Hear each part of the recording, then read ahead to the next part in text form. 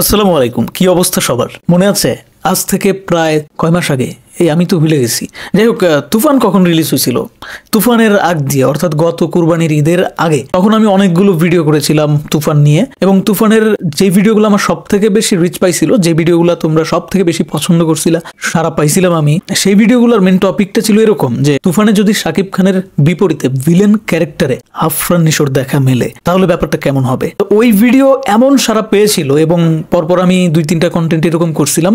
তবে আমি কোথাও এইভাবে বলি নাই যে দেখা যেতে পারে। আমার ভিডিওর মেন থিমটা, মেন উদ্দেশ্য ছিল এরকম যে আমি অনুমান করতেছি যে এরকম হইলে এরকম হবে। যদি আফরান নিশো শাকিব খান দুজনকে একসাথে দেখা যায় এক স্ক্রিনে, তখন সেটা ব্লাস্ট হবে, একটা বিশাল বড় কাণ্ড হবে। কারণ এই দুজনের যারা ভক্ত দর্শক আছে তাদের মধ্যে একটা ভাগ আছে। মেগাস্টার শাকিব খানের ভক্ত দর্শকের তো কোনো সীমা নাই, সীমারেখা নাই। আমি নিজেও, ওদিকে আফরান নিশোরও একটা সংখ্যক ভক্ত আছে। তবে আর বাদ বাকি যারা আছে বাংলা সিনেমায়, তাদের কিন্তু আসলে টোটালি ক্রেজ নাই বললেই চলে, সেরকম ক্রেজ নাই বললেই চলে। তো এই দুজনকে যদি আসলে কোনোভাবে দর্শক একসাথে পায়, একটা সিনেমায় পায়, এবং সমস্ত দ্বন্দ্বের অবসান, এগুলা দরকার নাই ভাই, অবসান ঘটে যাক, বাংলা সিনেমায় গিয়ে যাক। দেখো না বন্ধুরা, কি একটা পরিস্থিতি। ওপার বাংলায় জিৎ, দেব এরা কাঁধে কাঁধ মিলিয়ে কাজ করে যাচ্ছে। তারা নেটফ্লিক্স অব্দি পৌঁছে গেছে আজকে। প্রসেনজিতের সাথে জিৎ, এই ব্যাপারগুলো দেখতেও ভালো লাগে। আর দুদিন পরে দেখবো যে, দুদিন পরে কি, এর আগেই তো আমরা দেখেছি যে জিৎ, দেব একসাথে কাজ করেছে। তোমরা বলবা যে তাহলে কি আফরান নিশোকে এত উপরে তুলে দিলেন?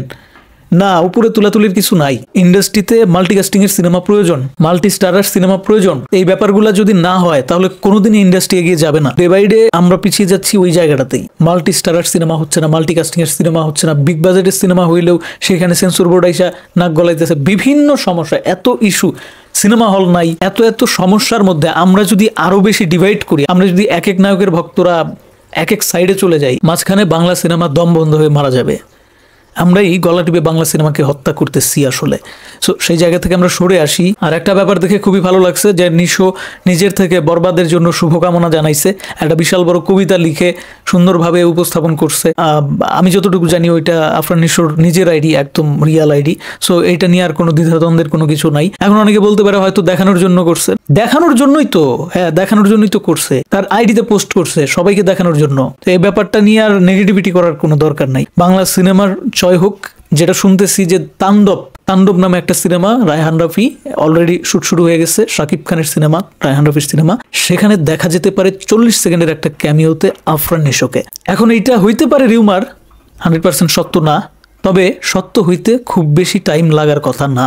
কারণ এর আগে আমি যখন তুফানের সময় এই অনুমানটা করছিলাম যে এরকম যদি হয় তাহলে স্টেডিয়াম হয়ে যাবে হল, সবাই প্রচুর সাড়া দিয়েছিল। যারা নিশো ভক্ত তারাও বলছিল যে চাই, যারা সাকিব ভক্ত আছে তারাও অনেকেই বলছিল যে চাই। হ্যাঁ, অনেকে আপত্তি করছিল, বাট একদম মন থেকে আপনারা আজকে বলেন তো, যদি আসলে এই দুজনকে একসাথে দেখা যায় একটা সিনেমাতে, তাহলে সেটা কি আসলে বাংলা চলচ্চিত্রের জন্য ভালো কিছু হইলো না, নাকি রেশারেশি বাদাবাদি এইভাবে চলতেই থাকবে তাহলে বাংলা চলচ্চিত্রের ভালো কিছু হবে? এখন অনেকে বলতে পারে রেশারেশি তো শাকিব খানের পক্ষ থেকে করা হয় নাই, আফরান নিশোই তো এগুলো করছিল। সেটাই তো বলতেছি, আফরান নিশো করছিল। এখন আফরান নিশো নিজেকে শুধরে নিয়েছে, যতটুকু যা সে বলছিল সেইটুকু থেকে সে কিন্তু সরে গেছে বলেই বরবাদের জন্য শুভকামনা জানিয়ে সে একটা পোস্ট করলো, দুর্দান্ত একটা পোস্ট করছে, একটা কবিতার মতো একটা দারুণ লেখা লিখছে, যেটা আমি পড়ছি। এবং আমার মধ্যে একটা বিষয়ে অনুধাবন হইলো যে না, সেও হয়তো আসলে চায় না যে এইভাবে বাদাবাদিটা থাকলে কোনো লাভ নাই। তো আসলে দিন শেষে তার ভক্ত সংখ্যা আরো কমবে, বাড়বে না তাতে করে। কারণ হচ্ছে যে সে সিনেমাতে নতুন, আর শাকিব খান আজকে দীর্ঘ 25-26 বছর হয়ে গেছে, তার একটা বিশাল বড় নেটওয়ার্ক, বিশাল বড় ফ্যান বেজ আছে, আমরা আছি। সো আমাদেরকে ইগনোর করবে, এটা তো তার জন্য ভালো না। শুধু তার জন্য না, ইভেন ভবিষ্যতেও যত বাংলা চলচ্চিত্রের যত নতুন হিরো আসবে, কারোই এটা করা উচিত না যে হচ্ছে একটা বিশাল বড় ফ্যান বেজকে এইভাবে ইগনোর করা। সো সেও সেটা করবে না, এই জন্যই সে কিন্তু নিজের আইডিতে এইভাবে পোস্টটা করছে ওই বরবাদের পক্ষে। এবং দেখবেন যে যারাই পোস্ট করছে তারা প্রত্যেকেই আমাদের পক্ষ থেকে এপ্রিসিয়েট পাইছে। সো নিশো কেন নয়, অবশ্যই দারুণ হয়েছে ব্যাপারটা। আর আমার মনে হয় এইবার সেটা সম্ভব, যেটা শোনা যাইতেছে যে আফরান নিশো এবং শাকিব খান একই সিনেমায়। এবং আমি মনে করি যে এখনই মোক্ষম সময়, এখনই দারুণ একটা সময়। রায়হান রাফি যেন এই ব্যাপারটা খুব সিরিয়াসলি ভাবে, দারুণ হবে ব্যাপারটা। আমি মনে করি যে এরকম একটা ঘটনা ঘটাইতে পারলে রায়হান রাফির সিনেমা কেরিয়ার সার্থক হবে। এরকম একটা ঘটনা ঘটাইতে পারলে বাংলা সিনেমা একটা অন্য লেভেল পাবে, যেটা বলিউডের সিনেমা পায়, সাউথের সিনেমা আজকাল পায়, যেটা আমাদের সিনেমা সচরাচর পায় না, আগে এক সময় পাইতো। যেমন মান্নার সিনেমাতে শাকিব খান, যেমন রিয়াজের সিনেমাতে ফেরদৌস, যেমন সালমান শাহর সিনেমাতে রিয়াজ, রাজ্জাকের সিনেমাতে আলমগীর, এরকম অহরহ সিনেমা ছিল একটা সময়। তাদেরও কিন্তু বাদাবাদি হইতো ভাই। এখন অনেকে ভুল বুঝতে পারো, তাদের উদ্দেশ্যে বলবো যে তখন ফেসবুক ছিল না, সামাজিক যোগাযোগ মাধ্যম ছিল না, সবার হাতে ফোন ছিল না, টুসটাস শব্দ এগুলা এত দ্রুত স্প্রেড হইতো না। তোমরা খোঁজ নিয়ে দেখো, অতীত ইতিহাস ঘাইটা দেখো, দেখবা এমনও অনেক গুঞ্জন আছে। মান্নাকে নিয়ে গুঞ্জন আছে, শাকিব খানকে নিয়ে গুঞ্জন আছে। এখন আমরা বলি যে দুইজন খুব দুর্দান্ত, কিন্তু এমনও একটা রিউমার আমি শুনছিলাম যে হচ্ছে শাকিব খান মান্নার মধ্যেও ঝামেলা আছে, এরকম গুঞ্জনও শুনছিলাম। তো এই গুঞ্জনগুলো আসলে সত্য কতটুকু? দিন শেষে কি আসলে আমরাই দর্শক যারা, তারাই কি আসলে অতিমাত্রায় অতি উৎসাহী হয়ে অনেক সময় এগুলার বাড়াই দিতেছি না?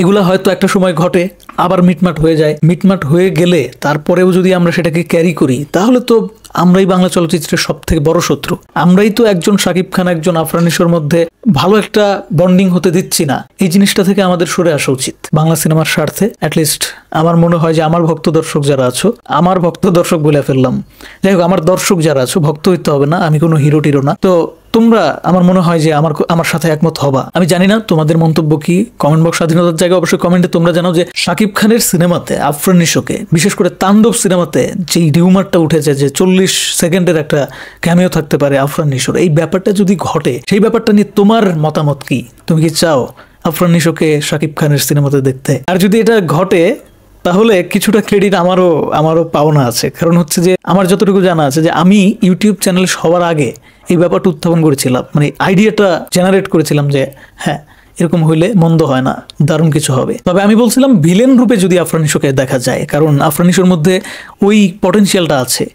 হুমায়ুন ফরিদিকে ফলো করছে, তো সো আমি লক্ষ্য করছি এই ব্যাপারটা। বিশেষ করে মরিচিকার কথা যদি বলি, ভিকি জায়েদের সাথে যেটা করলো পুনর্জন্ম, এই কন্টেন্টগুলো দেখার পর আমার কাছে মনে হয়েছে যে হ্যাঁ, Afran Nisho is the best one for Bangla চলচ্চিত্র ভিলেন।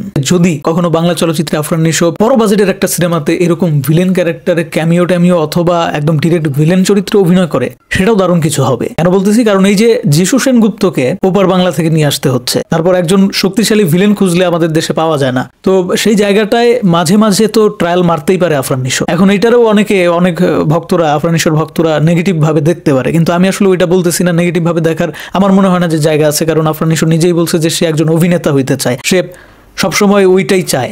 সে চায় না যে একদম হিরো হিসেবে সবসময় পর্দায় প্রেজেন্ট হইতে। তো তার ফিলোসফি অনুযায়ী আমি বলতেছি যে সে এটা পারে। তো দেখা যাক তাণ্ডবী কি আসলে সেরকম কিছু আসলে হয় কিনা, রোলেক্সের মতো একটা ক্যামিও কি আমরা আসলে আফরান নিশোর তরফ থেকে দেখতে পারি কিনা। আবার অনেকে বলতেছে শরীফুল রাজের কথা, বাট আমার মনে হয় যে যদি কোনোভাবে আফরান নিশোকে নেওয়া যায় সেটাই বেটার হবে। শরীফুল রাজ তো ভাই শরীফুল রাজের তো ওইরকম মার্কেটে আওয়াজ নাই, আওয়াজটা তো ইম্পর্টেন্ট।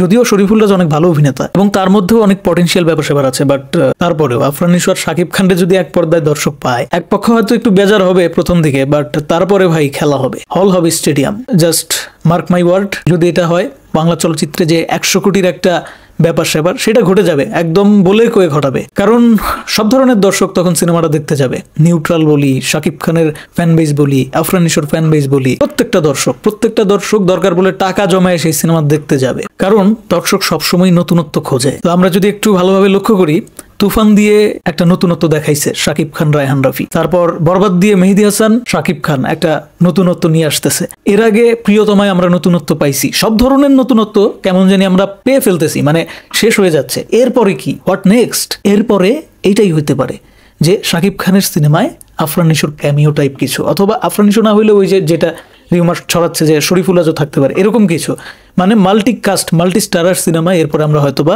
পেয়ে যেতে পারি।